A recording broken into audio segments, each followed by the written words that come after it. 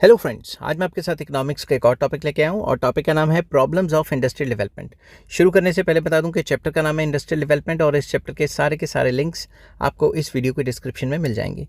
इस इस वीडियो में मैं डिस्कस करूंगा कि इंडिया में या किसी भी अदर डेवलपिंग कंट्री में क्या क्या प्रॉब्लम्स आती हैं अगर इंडस्ट्री डेवलप करनी है तो। ठीक है, तो क्या क्या प्रॉब्लम्स फेस करती हैं वो सारे के सारे डिस्कस करेंगे। पॉइंट्स तकरीबन सेम ही होते हैं और जिस हिसाब से आपको पेपर में अटैम्प्ट करना है मैंने उसी हिसाब से क्वेश्चन अटैम्प्ट किया हुआ है। तो चलिए शुरू करते हैं।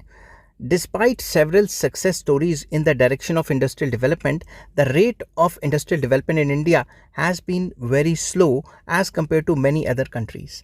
तो इतने सारे हमने जो है स्टेप्स ले लिए फिर भी इंडस्ट्रियल डेवलपमेंट की जो स्पीड है वो काफ़ी कम है।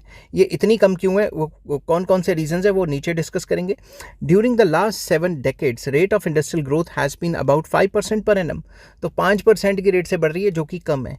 Main problems of industrial development in India are as follows. तो कौन कौन सी प्रॉब्लम्स है? सबसे पहला शॉर्टेज ऑफ पावर रिसोर्सेज। भाई पावर की दिक्कत है, बहुत ज़्यादा दिक्कत है। ठीक है, availability of power resources is in ample measure and at fair prices is an essential precondition of industrial development. तो अगर किसी भी कंपनी को जो पावर है, बिजली है या फिर जो सोर्स ऑफ पावर है जैसे कोयला वगैरह है या फिर पेट्रोल डीजल है, ये सस्ते रेटों पे नहीं मिलेंगे तो उनकी कॉस्टिंग तो बढ़ी जाएगी। 3 main sources of power in India are electricity, coal and oil. Supply of both hydro electricity and thermal electricity is far less than demand in India. तो जितनी भी बिजली वगैरह प्रोड्यूस होती है वो डिमांड से तो कम ही प्रोड्यूस होती है। ठीक है, हालांकि हमारे कंट्री में इतनी बिजली जितनी डिमांड है उतनी प्रोड्यूस नहीं हो सकती। अब आप शहरों को मत देखो, आप विलेजेस में भी तो देखो ना, जहाँ 8-8 10-10 घंटे के कट लगते हैं। मगर क्योंकि हम फालतू बिजली बनाते हैं, सप्लाई जितनी डिमांड है उससे ज़्यादा बना रहे हैं, तो हम कई कंट्रीज़ को बेच रहे हैं, बांग्लादेश नेपाल को बेच रहे हैं बिजली, समझ के बात, मगर अपने कंट्री में नहीं दे रहे। ठीक है, अब मैं किसी गवर्नमेंट की बुराई नहीं कर रहा हूँ, ये पॉलिसीज़ तो गवर्नमेंट ही बनाती है। ठीक है, तो आप इनडायरेक्टली समझ जाओ। In the matter of supply of electricity government accords high priority to agriculture as against the industry. तो एग्रीकल्चर को ज़्यादा फोकस किया जाता है क्योंकि एग्रीकल्चर होगा तभी तो खाना होगा ना। तो इंडस्ट्री से ज़्यादा एग्रीकल्चर को फोकस किया जाता है जब बिजली देनी होती है। तो पंजाब में तो जो एग्रीकल्चर के लिए जो पंप वगैरह लगे हैं उनके लिए जो बिजली है उस पर तो पैसे भी नहीं आते, उस पर तो बिल भी नहीं आता। Industries therefore get much less electricity than their requirement. तो जितनी रिक्वायरमेंट है उससे कम बिजली उनको मिलती है। For want of electricity they have either to stop production or make use of diesel engines. या तो वो उस बिजली का इस्तेमाल करना बंद कर देंगे, कोई और काम करेंगे, या फिर वो डीजल इंजन्स से काम करवाएंगे जिससे पोल्यूशन वगैरह होता है। Both this situations cause the cost of production to rise and the amount of profit fall. तो सिंपल वर्ड्स में जो सोर्स ऑफ एनर्जी है वो कॉस्टली है, कॉस्टली होएगी तो भाई प्रॉफिट्स तो गिरेंगी। ठीक है, तो पहला पॉइंट था कि भाई पावर सोर्सेज की कमी होना। सेकंड पॉइंट, इनएफिशिएंट कैपिटल, पैसे की कमी होना। Large and medium size industries need huge capital investment, उनको तो ज़्यादा पैसा चाहिए। These industries meet their capital needs from stock market, financial institutions and banks. तो ये जो बड़ी बड़ी कंपनियाँ हैं ये कहाँ से पैसा उठाती हैं? या तो स्टॉक मार्केट पर अपने शेयर्स डालती हैं, आईपीओ वगैरह निकालती हैं, फाइनेंशियल इंस्टीट्यूशन से पैसे लेती हैं या बैंक से पैसे लेती हैं। Because of scams and huge volatilities in the stock market people are not much interested in making investment in stock market. क्योंकि आपको पता है शेयर मार्केट में इतने ज़्यादा घपले, इतने ज़्यादा फ्रॉड्स होते हैं कि लोग आजकल तो करंट सिनेरियो के हिसाब से तो फिर भी लग गए हैं पैसा लगाने, मगर अभी भी इंडिया की कितनी % पॉपुलेशन है जो शेयर मार्केट में पैसा लगाती है? वो काफ़ी कम परसेंटेज है। ठीक है, financial institutions fail to make available adequate finance at low rate of interest to large and medium sized industries. तो जो फाइनेंशियल इंस्टीट्यूशंस हैं वो इनको इतना ज़्यादा पैसा नहीं दे पाती जितना इनको चाहिए, वो भी लो रेट ऑफ इंटरेस्ट पे। Commercial banks also do not provide sufficient capital at reasonable rate of interest to all the industries. तो कमर्शियल बैंक्स भी या ये जो जितने भी फाइनेंशियल इंस्टीट्यूशंस हैं ये जितना उनको पैसा चाहिए होता है उतना अगर दे दें तो रेट ऑफ इंटरेस्ट हाई होता है, और जितना पैसा देना चाहते हैं वो जितना पैसा उनको चाहिए होता है उतना दे नहीं पाते। ठीक है, शॉर्टेज ऑफ कैपिटल इज दस a big stumbling block in the way of industrial development. तो इंडस्ट्रियल डेवलपमेंट के आगे एक रुकावट है कि भाई उनको पैसा चाहिए और पैसा मिल नहीं रहा इंडस्ट्रीज़ को। अब मैं ये नहीं कह रहा कि सारी इंडस्ट्रीज़ को नहीं मिल रहा, जो इंडस्ट्रीज़ सरकार से अपना दोस्ताना रिलेशन बना के रखती हैं उनको तो आसानी से मिल जाता है पैसा, मगर जो इंडस्ट्रियलिस्ट्स जो सरकार के साथ दोस्ताना रिश्ते नहीं बना पाते या फिर सरकार के कुछ ऐसे काम कर रहे होते हैं जो सरकार को पसंद नहीं आते, उनको लोन्स या तो नहीं दिए जाते या बिल्कुल कम दिए जाते हैं हाई रेट ऑफ इंटरेस्ट पे। ठीक है, नेक्स्ट आ जाता है इनसफिशिएंट इकोनॉमिक इंफ्रास्ट्रक्चर। तो जो भी हमें इकोनॉमिक इंफ्रास्ट्रक्चर, ट्रांसपोर्ट, कम्युनिकेशन वगैरह चाहिए, जितना चाहिए उतना नहीं है। ठीक है, developed economic infrastructure like means of communication and transport etcetera play a key role in the development of industries. तो ये जो ट्रांसपोर्ट कम्युनिकेशन है ये तो एक इंपॉर्टेंट रोल प्ले करता है ना इंडस्ट्रियल डेवलपमेंट के लिए। But in India means of transport like roads, motor transport, railways, waterways, airways etcetera have not yet fully developed. तो अभी ट्रांसपोर्ट कम्युनिकेशन इतना ज़्यादा डेवलप नहीं है। 2-4 जगह पे सड़कें अच्छी बनी है, इसका मतलब ये नहीं कि पूरे कंट्री में बन गई हैं। ठीक है, quality of road is quite unsatisfactory in India. भाई एक बार रोड बना के जाते हैं, बारिश होती है टूट जाती है। ठीक है, railway suffer from shortage of wagons. तो रेलवे की जो वैगन्स है वही बड़े कम है। Means of communication have not yet developed satisfactorily. तो जो भी ट्रांसपोर्ट कम्युनिकेशन के सिस्टम है वो अभी जितने चाहिए पॉपुलेशन के हिसाब से उतने डेवलप नहीं हो पा रहे। आस्ता आस्ता डेवलप हो रहे हैं, सरकार कोशिश कर रही है, मगर उतनी तेज़ी से नहीं बढ़ पा रहा। 10 insufficient development of economic infrastructure is another major problem of industrial development। तो ट्रांसपोर्ट कम्युनिकेशन अच्छा नहीं होगा तो वहाँ पे इंडस्ट्रीज़ खुलेंगे क्यों। नेक्स्ट आ जाता है problem of old plant and machinery. तो जो इंडस्ट्री है वो पुराने तरीके से बनी हुई है, मशीनें भी पुरानी है, तो कॉस्टिंग ज़्यादा पड़ती है, पोल्यूशन भी ज़्यादा होता है। Industrial development requires appropriate, sophisticated and modern technology. तो जब भी इंडस्ट्री को डेवलप करना है तो लेटेस्ट टेक्नोलॉजी तो चाहिए ही। Machine tool industry of India is incapable of meeting the requirements of all kinds of industries. तो यहाँ पे जो मशीनें बनाने वाली कंपनियां वो सारी टाइप की मशीनें विद इन द कंट्री नहीं बना पा रही हैं। ठीक है, main consumer goods industries like cotton, textile, sugar etcetera remain deprived of modern machinery. तो इन इंडस्ट्रीज़ में मॉडर्न मशीनरी तो है ही नहीं, बाहर से मशीनें लाते नहीं, जो पुरानी टेक्नोलॉजी है उसी को यूज़ करते जा रहे हैं। ठीक है, basic and heavy industries like iron and steel, machine tool, means of transport communication etcetera also need modern technology. तो इन बड़ी बड़ी इंडस्ट्रीज़ में भी मॉडर्न टेक्नोलॉजी तो चाहिए ही। Most of the small scale and cottage industries have also been making use of conventional machines. तो ये भी सारा का सारा आपने कहना है कि लार्ज स्केल, मीडियम एंड जो स्मॉल स्केल इंडस्ट्रीज़ हैं वो पुराने तरीके से काम करी जा रही है, मॉडर्न टेक्नोलॉजी और मॉडर्न मशीनों से नहीं काम कर रही। Consequently there cost of production is high and quality of product is low. तो कॉस्टिंग ज़्यादा हो जाएगी, क्वालिटी कम हो जाएगी, उनका सामान या तो कोई खरीदेगा नहीं या महंगा होगा तो भी नहीं बिकेगा, तो इस वजह से उनको लॉसेज होंगे कंपनियों को। 5th पॉइंट आ जाता है problem of research and innovations. तो इंडिया में ये भी प्रॉब्लम है कि रिसर्च एंड इनोवेशंस पे इतना ज़्यादा फोकस नहीं किया जाता जितना करना चाहिए। There is serious lack of research and innovations in our country. Consequently, industries of the country fail to produce new goods. तो नए नए तरीके के गुड्स नहीं बनते जैसे चाइना में बनते हैं। Prevailing cost of production does not come down. जो एग्जिस्टिंग कॉस्ट ऑफ प्रोडक्शन है वो भी कम नहीं हो पा रही। There is hardly any improvement in the quality of products. तो क्वालिटी ऑफ प्रोडक्ट्स में भी इतना ज़्यादा इंप्रूवमेंट नहीं हो पा रही। Research and innovations are costly affairs. ये तो आपको पता ही है कि R&D करने में काफ़ी ज़्यादा पैसा लगता है। R&D मतलब research and development. Most of the Indian industries are not in a position to mobilise finances for research and development nor they keen to do so. तो काफ़ी इंडस्ट्रीज़ हैं जो इंडिया में रिसर्च एंड डेवलपमेंट करना भी नहीं चाहती, ना उनके पास पैसे हैं। According to a report published by the department of science and technology, India spends barely 0.88% of its GDP on R&D। Research and development पे पूरा इंडिया 1% से भी अपना कम खर्चा करता है, ठीक है, जो कि बड़ी कम है। As against it most of the developed countries spend more than 2% of their gross national product on R&D। तो बाकी डेवलप कंट्रीज़ में देखा जाए तो 2% या 2 से ज़्यादा % R&D के ऊपर खर्च किया जाता है। R&D मतलब research and development. Less expenditure on R&D is therefore hindrance in the development of latest and modern technology. तो जो R&D पे इतना कम पैसे खर्च करेंगे तो कहाँ से डेवलपमेंट होगी, कहाँ से मॉडर्न टेक्नोलॉजी आएगी। नेक्स्ट पॉइंट आ जाता है problem of raw material. Good quality raw material at fair prices is not available to several industries in India. तो अच्छी क्वालिटी का रॉ मटेरियल ही नहीं होगा तो आउटपुट तो लो क्वालिटी जाएगी ना, और सस्ते रेट पे भी अवेलेबल नहीं होता। Many industries import their raw material. कई इंडस्ट्रीज़ तो बाहर से मंगवाती हैं। Industries like chemical, fertilisers, engineering, car and computers etcetera depend on foreign countries for their raw material. तो कई रॉ मटेरियल जो है वो तो बाहर से आता है, चाइना वगैरह से आता है, ठीक है। अगर कोई पंगा पड़ जाएगा, उनका रॉ मटेरियल महंगा हो जाएगा, रॉ मटेरियल महंगा हो जाएगा तो या तो वो सामान नहीं बना पाएंगे या फिर वो महंगे में बेचेंगे। Foreign exchange is needed for the import of raw material. तो बाहर से रॉ मटेरियल इंपोर्ट करना है तो फॉरेन करेंसी चाहिए। Due to shortage of foreign exchange adequate quantity of good quality raw material can not be imported from abroad. तो क्योंकि foreign exchange की कमी हो जाती है, तो जब कमी हो जाती है तो बाहर से उतना सामान नहीं मंगवा पाते जितना रॉ मटेरियल बाहर से चाहिए। नेक्स्ट आ जाता है इंडस्ट्रियल सिकनेस। कंपनी लॉसेज में चल दी जाती है।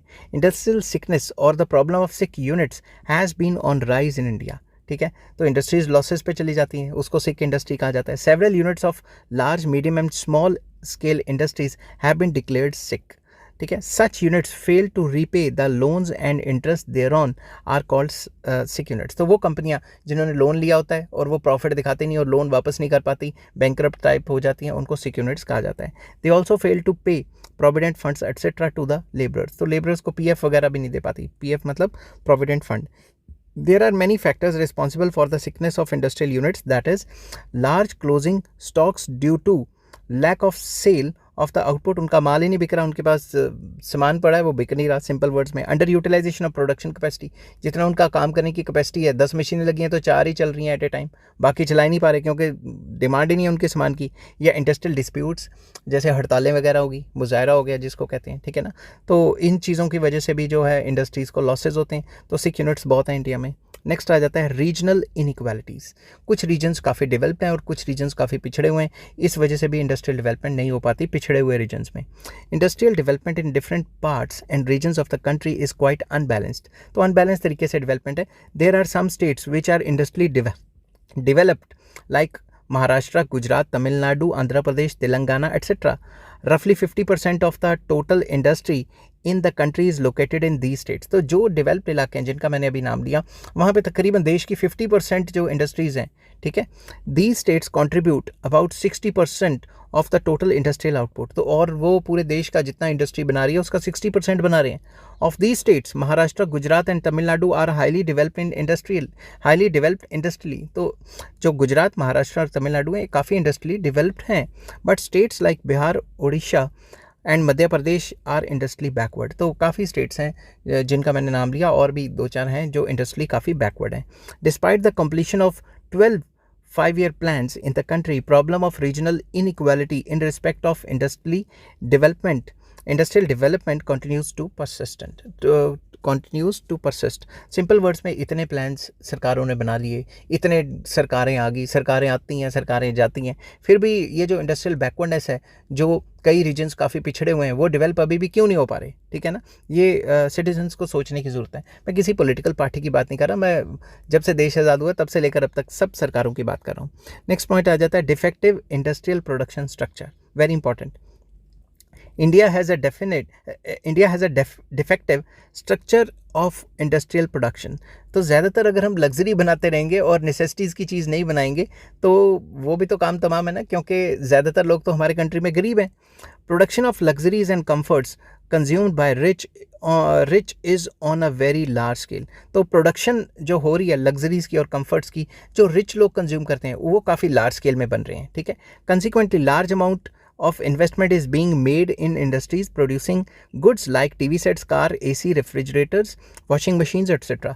तो जब लग्जरी आइटम्स पे इतना ज़्यादा इन्वेस्टमेंट हो जाएगी तो नेसेसिटीज़ पे कौन करेगा investment. On the other hand relatively less investment has been made in the industries producing mass consumption goods called wage goods like core cereals, cloth, sugar, vegetable oils, etc. etc.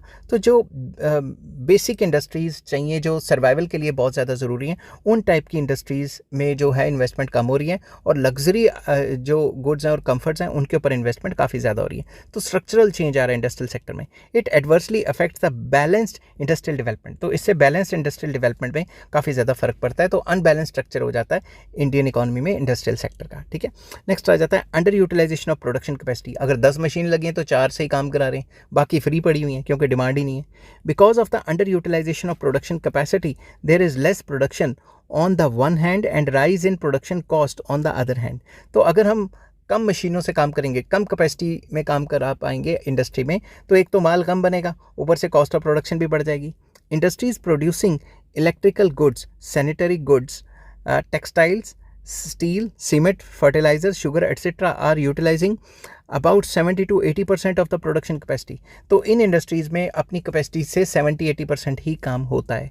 There are many reasons for underutilization of production capacity like industrial disputes, हर तीसरे दिन जो हड़तालें वगैरह होना, ठीक है, strikes वगैरह होना, shortage of power, lack of demand, shortage of raw material etcetera. तो इन सारी वजह से वो अपने इंडस्ट्री का या कंपनी का 100% यूटिलाइजेशन मशीनों का नहीं कर पाते. On account of under utilisation of production capacity production कम हो जाती है. प्रोडक्शन कम होती है तो प्राइजेस भी बढ़ जाते हैं. नेक्स्ट आ जाता है इंडस्ट्रियल डिस्प्यूट्स, जिसमें स्ट्राइक एंड लॉकआउट आ जाता है. Strikes and lockouts are the regular feature of Indian industrial scenario because of disputes between the trade unions and the employees. तो एम्प्लॉयज़ और ट्रेड यूनियन में हर तीसरे दिन डिस्प्यूट हो जाता है, मतलब मैनेजमेंट और वर्कर्स के बीच में, और जिसकी वजह से हड़ताल वगैरह हो जाती है, स्ट्राइक्स आ जाती हैं, लॉकआउट हो जाता है, काम बंद हो जाता है.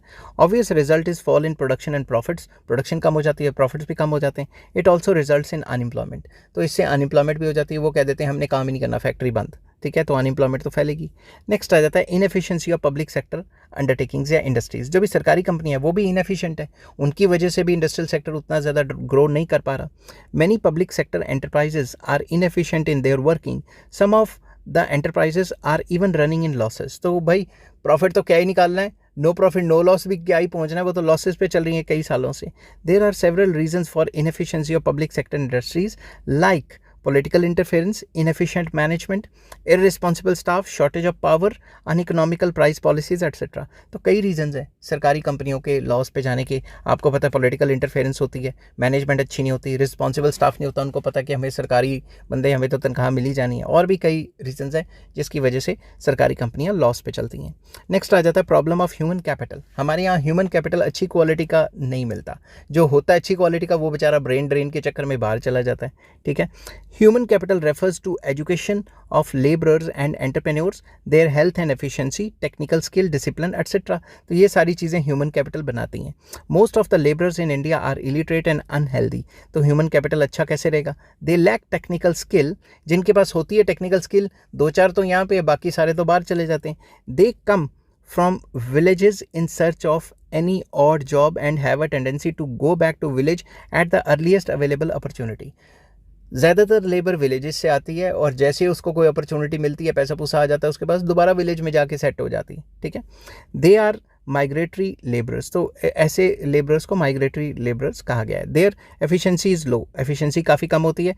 There is lack of technically trained entrepreneurs who are capable of taking risk. तो under develop country like India में इतने ज़्यादा एंटरप्रेन्योर नहीं है जो रिस्क लेने को तैयार हैं. दो चार हैं, और वो क्या कहते हैं, वो यूनिकॉर्न्स वगैरह लेके आए भी हैं कंपनियां, मगर कई सक्सेसफुल हुए, 99% फेल भी हो जाते हैं. They are interested neither in taking risk nor in paying fair wages to their workers. ना ही वो रिस्क लेना चाहते हैं एंटरप्रेन्योर्स, ना ही वो अपने वर्कर्स को फेयर वेजेस देना चाहते हैं. Low wages means low income and hence low efficiency of the labourers. तो जब लो वेजेस देंगे तो ओवरऑल तनख्वाह कम मिलेगी, तो लेबरर भी कहेगा कि मैं भी क्यों इतनी एफिशिएंसी से काम करूं. नेक्स्ट पॉइंट आ जाता है less development of small industries. जो छोटी छोटी इंडस्ट्रीज़ हैं वो इतनी ज़्यादा डेवलप नहीं हो पा रही, खुलती हैं बंद हो जाती हैं. As a result of industrialisation in India large industries have developed at a much rapid pace than the small scale industries. तो जो स्मॉल स्केल इंडस्ट्रीज़ हैं वो इतनी तेज़ी से नहीं बढ़ी. Contribution of large scale industries to total industrial production was 55% तकरीबन.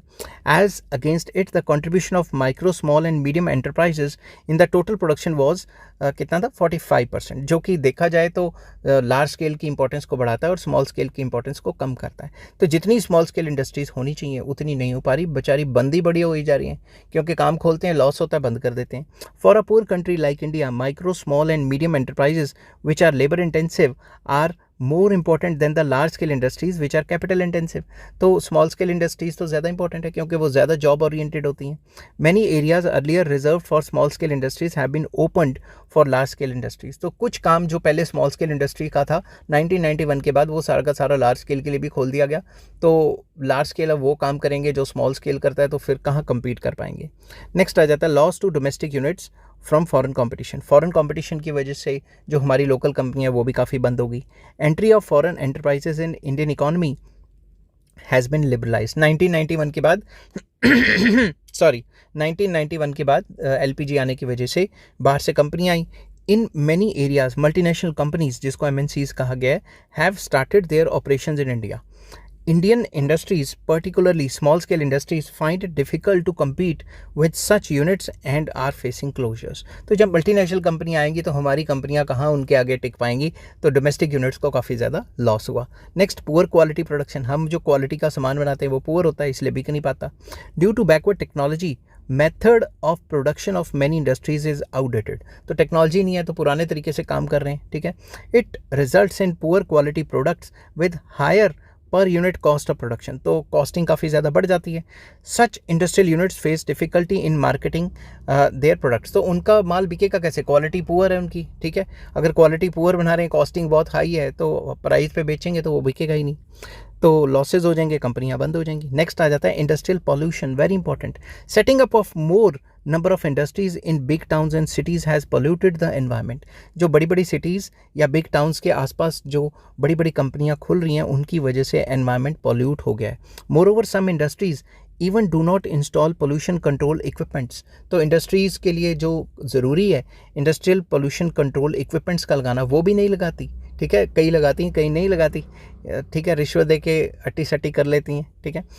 Industrial units are causing both air and water pollution, air pollution water pollution भी हो रहा है, और जिनके घर के आसपास खुली हुई हैं उनको तो नॉइज़ पोल्यूशन भी हो रहा है। It is giving birth to many diseases and is very harmful for all living creatures. तो ये जो पोल्यूशन है ये काफ़ी ज़्यादा प्रॉब्लम क्रिएट कर रहा है, मतलब लोगों के लिए भी और लिविंग क्रिएचर्स, एनिमल्स वगैरह के लिए, प्लांट्स वगैरह के लिए। तो ये सारी की सारी प्रॉब्लम्स थी जो इंडियन इंडस्ट्रीज़ को आती हैं, ठीक है।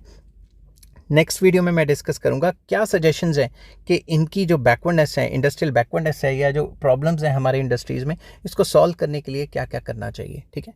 आई होप ये वीडियो आपको पसंद आई होगी। अगर पसंद आती है तो please like, share and subscribe. इस चैप्टर के सारे लिंक्स आपको इस वीडियो के डिस्क्रिप्शन में मिल जाएंगे। Take care, bye bye.